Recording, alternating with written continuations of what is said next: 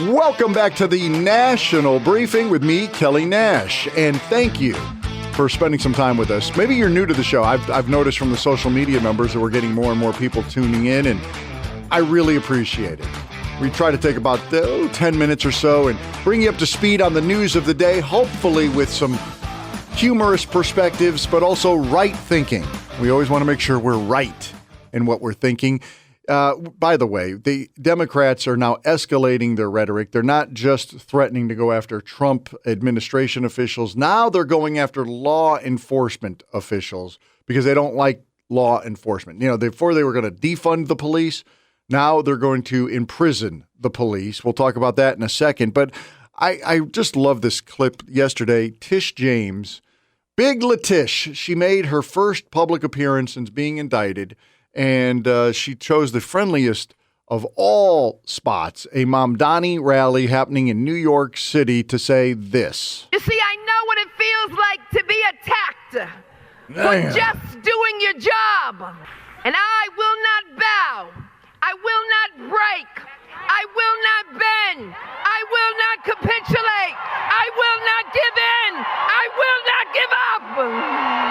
What was that at the very end? I will not give up. Tish is not well. Tish has got, I think the stress has been too much for her to bear, as they said in Wired Up. It appears the stress was too much for her to bear. So Tish is off the hinges, but she is probably going to pay a massive fine. She clearly has violated the law. Now, she is a political target. I mean, when people say, are you comfortable with Donald Trump going after his political enemies? Well, I'm comfortable with it when they come for him with a bunch of BS, 34 convictions on nothing. Where is the victim in the Donald Trump crimes? And has anyone been able to produce any victims in a Donald Trump quote-unquote crime?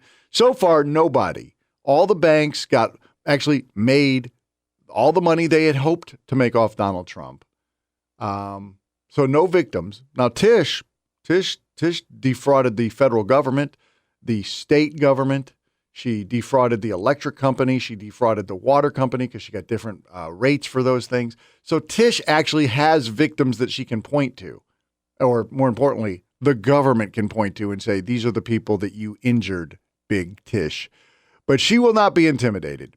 Now, again, the Democrats are very concerned that Donald Trump is targeting political enemies like Tish, like James Comey, who clearly lied under oath. I mean, you don't need a law degree to figure out if they are in violation of the law. Did James Comey tell a lie while he was under oath?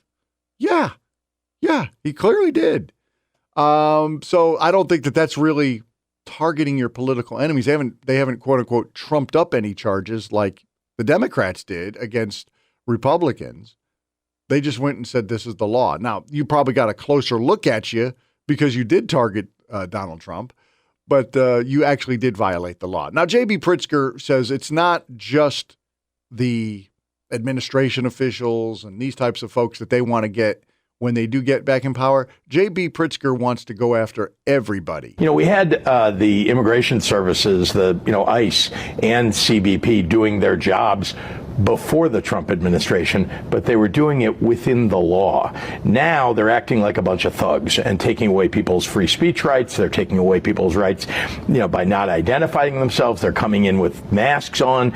Tables will turn someday. These people should recognize that maybe they're not going to get prosecuted today, although we're looking at doing that, but they may get prosecuted after the Trump administration for the things that they did because the statute of limitations won't have run.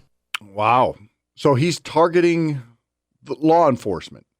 That if you and by the way, JB, just a clarification, they were on the job during the Biden administration, but they weren't doing their job because the Biden administration prohibited that.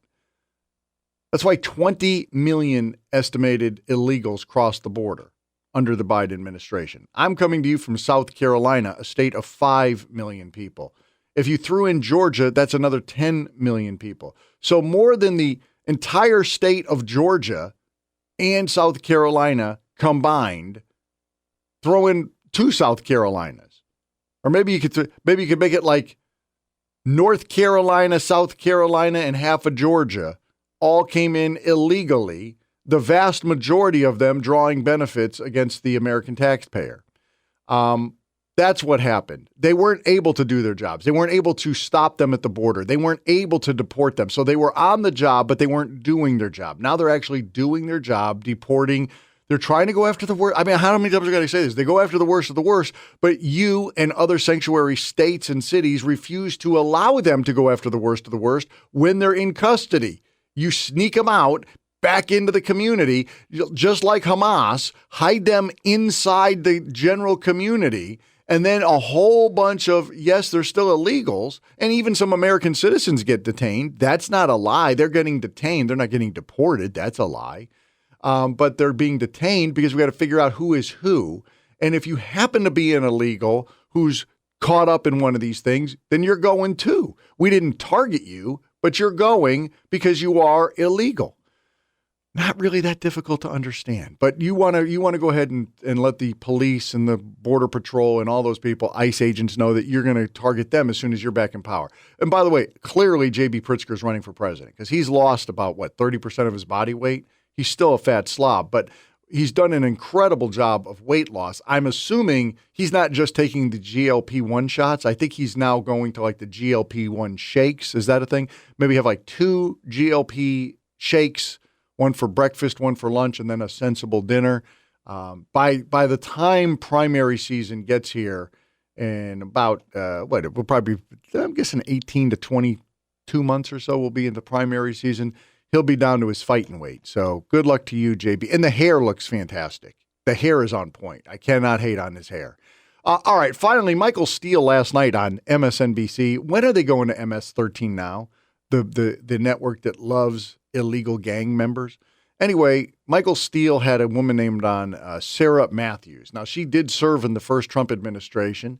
And Sarah Matthews broke with the Trump administration right around January 6th and then got paid a lot of money to go on shows like CNN and MSNBC and talk about how horrible Donald Trump is. So she's still trying to milk that. And she was on with Michael Steele and the cast of Idiots on that show last night.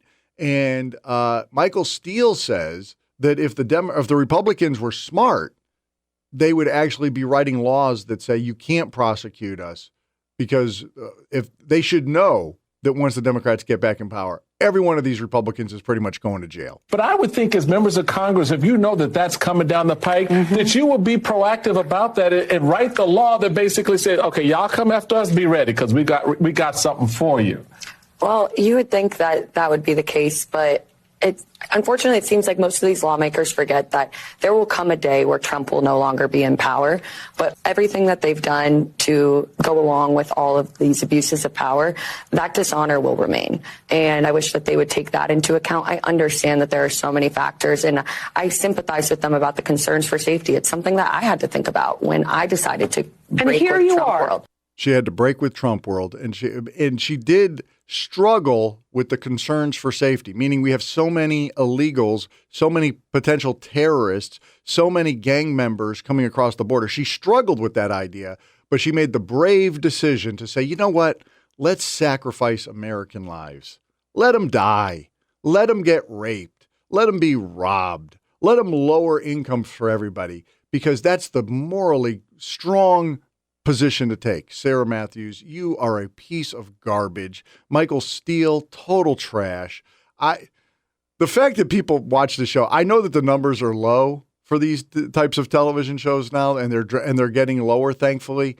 But I mean, I'm literally at a loss for words at the kind of crap these people are throwing out nowadays, as Donald Trump continues to drive them wild with his Trump derangement syndrome is running rampant, and there apparently is no vaccine to save these folks.